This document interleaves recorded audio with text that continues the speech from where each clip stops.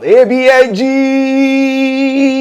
What's up? It's a new week and I am excited to be bringing you premium juice from the internet. Yeah. Whatever which way that you are feeling today, just sit back, relax, take your mind off any worries, enjoy. Because it's about to go down. Akah Bants is here to save you of strife. See, ABNGs, things be occurring, but who is not afraid? Us, the ABNGs. Because why? Because God is on our side and we ain't gonna worry. So over the weekend, guys, Sunday to be precise, 3 warships came from China. They were spotted in our Nigerian waterways. To do what, you may ask? Well, we're gonna delve into that. Also, there's a girl that was trending on the internet, the girl from JAMB. It is said, allegedly, that she forged her result. Let's look into that and other stories. Alright, let's go! So like I said earlier now, over this weekend, my people, 3 warships, not cargo ships, warships, 3, each housing 700 people from China, and we were all aghast, aloof, flabbergasted, befuddled, bedazzled. If you watched that cartoon that we used to watch when we were young, Avatar: The Last Airbender, you remember that Fire Nation, the way they would visit other tribes with their warships, big, serious, with soundtrack. What is this? Fire Nation is here.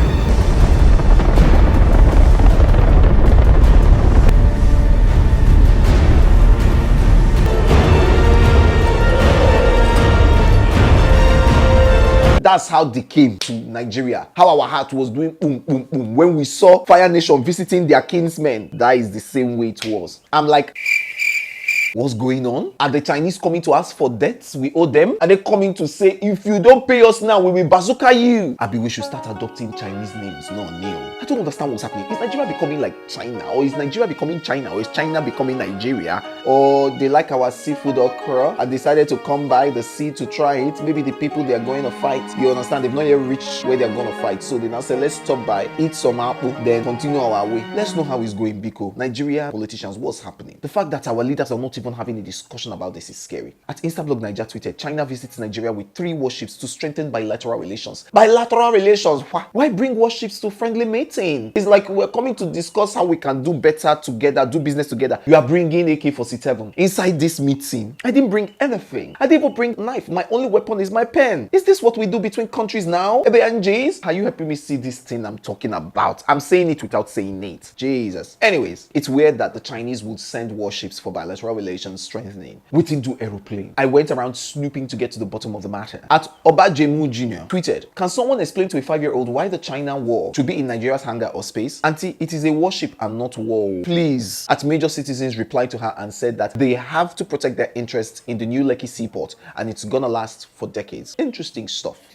The uncle at Major Citizen now shared a picture that said 75% of Lekki seaports belong to the Chinese, or to China to be precise. Now, whether that is true or not, we got a day, okay? I'm gonna keep you in the loop after you subscribe, like this video, and share, all right? Yes, it's like that now. That's it. Please give us a thumbs up. Yeah, it's free, you know? Well, I have a couple of things to say. You guys were there when we were all screaming, Nigeria is borrowing too much money from China, too much money from China. Plenty money from China is entering our country. Now, they said they wanted to do our seaport for us, to build it, and they will take profit off of it. You have to understand that China, I heard, allegedly, because of all the monies they've been giving us, they have been promised a couple of things. So they are giving Nigeria cash. Nigerian politicians siphon 80% of that cash into their pocket. So it's not for the betterment of the nation per se. It's just that they need more funds to steal because they are not innovative enough to develop the country and know that the country can develop itself. Most states are borrowing from China. Then what they've been doing is giving our natural resource mine to China. So secretly, China mines some of our land to get resources to pay back in cash. If Nigeria cannot pay back in cash, they own our mines that they can use to get back their funds from. They can own it for years. And this is being that the money comes with interest. Now, when they are now saying that they wanted to do the seaport, they now came and said that all they want to do is talk bilateral. Yes, it makes sense that China has sent 3 warships to guard their investment. Yes, but also, you know, because they cannot trust and put everything in the hands of the Nigerian Navy. It's not the Nigerian property, the seaport. Plus, you know that pirates exist, right? So, like Pirates of the Caribbean actually exist. They can actually come and raid a region and do crazy things. Like these people are actually like that's why we have the Navy. Like they are strong. They are not like the ones you see on boots and just going to do anyhow. No, These are like really well-funded, well-calculated robbers. That's what they do. They are thieves, but not on land. Now, these guys can wreak havoc to companies and nations by what they steal. So China is saying that they want to protect their interest from pirates, make sure that cargoes coming in are well protected and all that. I get it. I appreciate that. But you see, my own thing is that this way it used to start small. Now from clap, dance they start. I feel allegedly that from bringing warship to protect their sea waterways, they put 700 people in each boat. 700 plus 700, 14 plus another 700. That's 2,100 Chinese are already on Nigerian land from protecting their interest on the sea. If they want to protect their interest on the land, they already have access. Do you understand what I'm saying? They've brought 3 warships already. They've already penetrated our waterways, gone past our military on the sea, all our borders, they've entered. Those warships that they have, Nigeria will not reach. So they have invaded. Yes, now it's business. It's all nice and sweet. But the day they say they want to use that warship on land, who can stop them? It's well. Shebi, now can the nation tell them that they should please take their warship out? You can't tell them. You can't open your mouth. God save Nigeria. Well, a few days ago, students across the country wrote their JAMB examinations, and soon after, results came in, and Ejikeme Mmesoma scored 362, allegedly, and was celebrated across the nation as JAMB's highest scorer. The news drew so much attention as people celebrated the 16-year-old, but sadly, yesterday, Ejikeme Mmesoma was accused of inflating her results. She was said to have scored 249 and increased it to 362 for donations and scholarships opportunities. JAMB decided to withdraw her results and DSS was invited. First, when I read the news, I knew something was fishy. I smelled the fish, I beg better seafood. If indeed Mmesoma forged her results, there are adults at play who influenced this now and who helped her to do this. They should be punished. Mmesoma is a child. She really cannot forge her results. Like, without help from the adults, from the JAMB people. No, now. They didn't just influence her, but perpetrated the act. Serious doings. I doubt that the young girl had the technical know-how to change an online result if this is true. But also, we have to put in consideration that there might have been a mistake from JAMB office. But also, inviting DSS on JAMB issues for a minor is something I don't understand. I don't get it. Every small thing now, DSS, the entire matter. I'm tired. Mmesoma finally released a video showing the printed version of her results and how her QR code had been compromised, and it's such a sad situation. I honestly don't think Mmesoma inflated that result, and I believe she's a victim of something off-putting. And there's something at play here that we must see, and they should stop using children. I feel so bad for the young lady. She was bashed online. A lot of people insulted her, and I hope she finds justice. If indeed she's innocent, see what she had to say about it. Mmesoma, and the owner of these results, I went to JAMB portal to print these results, and this is what they gave me. This is the result here. This is my aggregate 362. This is exactly how I printed it. I downloaded it from that site. So they now saying that I forged my results is what I don't know, and I'm traumatized that they accused me of forging my own results, because I am not capable of this forging results.